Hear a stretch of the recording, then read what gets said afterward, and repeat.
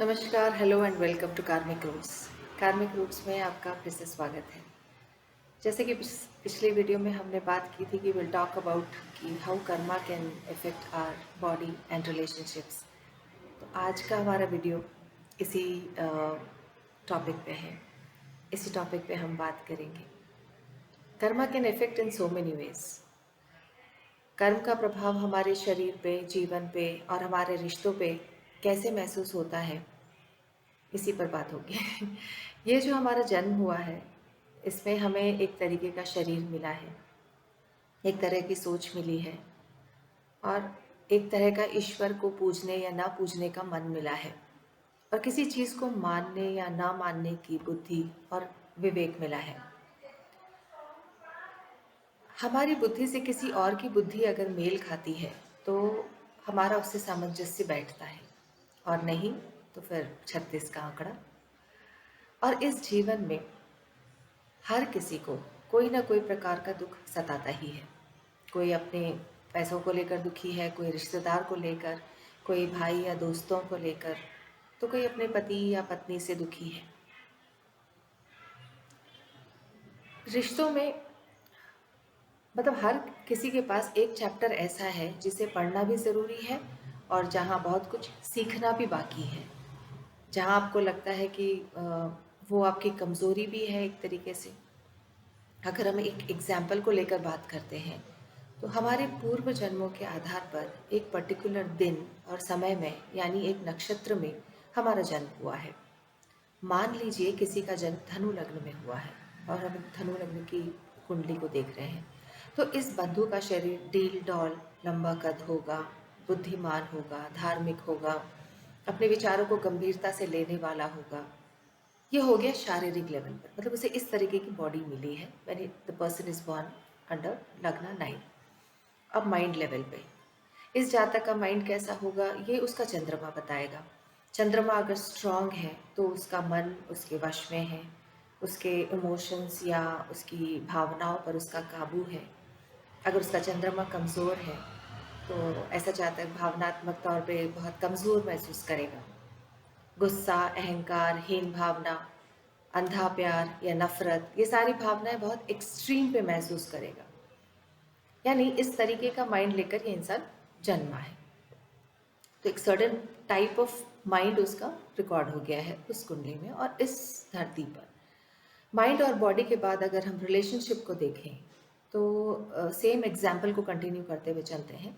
नवम लग्न के बंधु के लिए सप्तम घर यानी 7th हाउस बाधक का काम करता है। यानी इस जातक को जीवन में सबसे ज़्यादा इमोशनल हर्ट यानी भावनात्मक दुख अपने पति या पत्नी से मिलेगा और जीवन में बहुत कुछ सीखने को भी इसे अपनी पति या पत्नी से मिलेगा। Similarly through relationship in the love sector ये भी हो सकता है कि उसे बिजनेस में धोखा मिले, क्योंकि ये सप्तम भाव बिजनेस पार्टनरशिप को भी जताता है और दर्शाता है। पर बहुत सारी चीज़ें सीखने को भी यहीं से मिलेंगी और एक कड़वे पीरियड के बाद, मतलब एक पर्टिकुलर पीरियड के बाद उसको ये समझ में आएगा कि इसके जीवन का जो अधूरा ज्ञान था वो उसे इधर से ही मिला है। Then he will start respecting that कि हाँ, इसमें ईश्वर की एक अनसेड वो है कि हेल्प है through bad relationship also, that you are learning something. अब आते हैं सपोर्ट सिस्टम पर। ऐसे व्यक्ति का सपोर्ट सिस्टम उसके गुरु हो सकते हैं, वो कोई भी हो सकता है, माता पिता, ईश्वर, गुरुदेव, जो भी ग्रह इस बंधु के नवम भाव में है, that is the core strength of this person. अक्सर देखा गया है कि ये अपने पिता से बहुत कुछ सीखते हैं, उनको अपना गुरु मानते हैं और that is the ideal person for them to proceed further in life.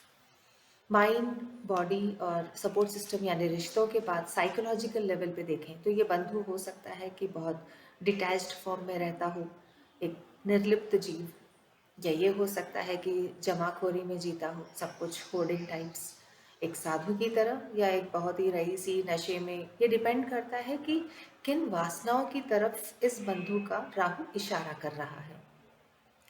अब इस व्यक्ति को धनु लग्न ही क्यों मिला, ये निर्भर करता है कि इस जातक ने पिछले जन्म में क्या कर्म किए, क्या पुण्य इकट्ठे किए और खुद को कितना बदला और क्या क्या दान पुण्य किए। यानी जमा पूंजी क्या लेकर आया है। ये सब पंचम भाव जो कि आपका पूर्व कर्मों का पुण्यों का घर है। अष्टम भाव ट्रांसफॉर्मेशन, क्या ट्रांसफॉर्म हुआ पिछले जन्म में और इस जन्म में क्या ट्रांसफॉर्मेशन बाकी है। और 12वें भाव से पता चलता है कि आपने दान पुण्य क्या किया और ऐसा क्या कर्म अधूरा रह गया था कि आपको दोबारा इस धरती पर आना पड़ा। मान लो अगर आपके पिछले जन्म में आपका चंद्रमा वीक था और आपने कई दुख झेले, कई लोगों ने आपको बेवकूफ़ बनाया, तो हो सकता है कि इस जन्म में आपको पूर्व पुण्यों के आधार पर आपका चंद्रमा इतना स्ट्रांग है कि आप भावनाओं की सतह पे जो मंशा है उसे एक्सरे की तरह पढ़ने में सक्षम बुद्धि लेकर जन्मे हैं। Nobody can fool you. It's very difficult for anybody to just fool you like that. चंद्रमा स्ट्रांग, माइंड स्ट्रांग। अब आपका इस जन्म का खेल ये हो सकता है कि अगर कोई आपको बेवकूफ़ बनाने आए तो आपका रिएक्शन क्या होगा। कोई भावनात्मक लेवल पे आपको कष्ट पहुंचाए तो आपका मन आपके कितने वश में है और इस जन्म में इतनी सक्षमता लिए कहीं आप भी वही गलती तो नहीं कर रहे हैं जो किसी और ने की। आप लोगों की मदद करेंगे या उन्हें दुख पहुंचाएंगे, ये दोनों तरह से टेस्ट होगा और आपका रिएक्शन ये तय करेगा कि आपने उस चैप्टर का लेसन सीखा या नहीं सीखा। अगर सीख लिया है तो आप समय के साथ पे आगे बढ़ जाएंगे और अगर नहीं सीखा है तो ऐसे एपिसोड्स होते चले जाएंगे जब तक आप उसे सीख नहीं लेते और आप अपने एक्शंस सही नहीं कर लेते। तो these episodes keep repeating in life और ये समय की बिसात एक घड़ी की तरह है और इसके दो कांटे हैं, राहु एंड केतु। राहु और केतु जो समय समय पर हमारे अधूरे कर्म और वासनाएं बताते हैं। राहु हमारी अधूरी इच्छाओं को दर्शाता है और उससे जुड़े अधूरे कर्म को बताता है। मन में जो कामनाएं थी या डर था या किसी व्यक्ति या काम या रिश्ते को लेकर वो जताता है। और केतु हमारी आध्यात्मिक क्षमता और पास्ट नॉलेज को दर्शाता है कि हमने पिछले जन्म में क्या सीखा और वहाँ से हम एक क्या डीएनए में लेकर आए हैं। यानी ये ज़्यादातर साइकोलॉजिकली काम करता है, इवन राहु एंड केतु। तो फियर्स आर ऑल्सो साइकोलॉजिकल, आपने देखा तो नहीं है कुछ बट एक अंदर मन में आपके डर है। All these things they work quite psychologically. अब माइंड बॉडी रिलेशनशिप और साइकोलॉजिकल लेवल के बाद आते हैं इंसान के मेजर कर्म के अस्तित्व पर। कौन सा मेजर कर्म इस जन्म में होगा जो आप अवॉइड नहीं कर सकते। एक कर्म ऐसा होगा जहां आपको कर्तव्य की भांति निभाना है, जिसका आपको श्रेय मिले या ना मिले। ये वो घर है जहां आपने अपने पिछले जन्म में लापरवाही बरती थी और इस जन्म में वहीं आपको अपनी सबसे ज़्यादा एनर्जी लगानी है, रिस्पॉन्सिबिलिटी निभानी है। ये कैसे पता चलेगा? ये पता चलेगा कि शनि देव यानी कर्म के देवता आपके चार्ट में कहाँ विराजमान है। मान लीजिए आपके चार्ट में ये 5th हाउस में विराजमान है, तो 5th हाउस बच्चों का है, तो आपका सबसे ज़्यादा रिस्पॉन्सिबिलिटी बच्चों के प्रति बहुत अत्यधिक कर्तव्य दिखेंगे। आप थोड़ा कष्टपूर्ण भी हो सकता है पर यही इस जन्म का मेजर कर्म है, इस रिलेशनशिप का अधूरा कर्म जो पिछले जन्म से पेंडिंग है। You have to take care of the kids जो आपने शायद पिछले जन्म में किसी वजह से आपने ध्यान नहीं रखा हो। मान लो आपके चार्ट में ये 3rd हाउस में है शनिदेव, तो आपका जीवन पुरुषार्थी होगा, बहुत एफर्ट्स डालने होंगे किसी भी चीज़ में। जीवन के एक भाग तक भाई या बहन की जिम्मेदारी भी आप पर हो सकती है क्योंकि 3rd भाव भाई बहनों का भी होता है। आपके इतना सहयोग करने पर भी हो सकता है आपको यहाँ यश ना मिले, पर ये वो अधूरा कर्तव्य है जो निभाकर पूरा करना है। One can not escape it.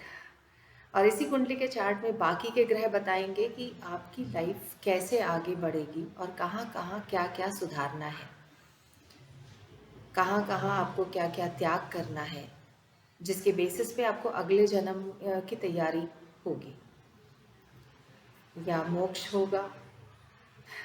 फैसला आपको और आपके कर्मों को करना है। ज्योतिष एक बहुत महत्वपूर्ण साइंस है, वेरी ब्यूटीफुल साइंस। भारत के हर बंदे को थोड़ी बहुत आनी चाहिए, इसलिए नहीं कि आप आने वाले अच्छे और बुरे समय को जान पाएँ, ये कौन सा रिश्ता आप अपना है या पराया है ये जान पाएँ, या कितना पैसा आएगा या कितना दुख आएगा ये जान पाएँ, बल्कि इसलिए कि आप खुद को पहचान पाएँ। अपनी स्ट्रेंथ्स और अपनी वीकनेसेस को जान पाएँ और अपने अधूरे कर्म और कर्तव्यों का ज्ञान आपको हो, इसलिए वन शुड लर्न ज्योतिष। जिस दिन आप ये समझ जाएंगे, विश्वास कीजिए, औरों से आपकी शिकायतें ही ख़त्म हो जाएंगी। Try to learn it, it's a beautiful science. Thank you. आज्ञा।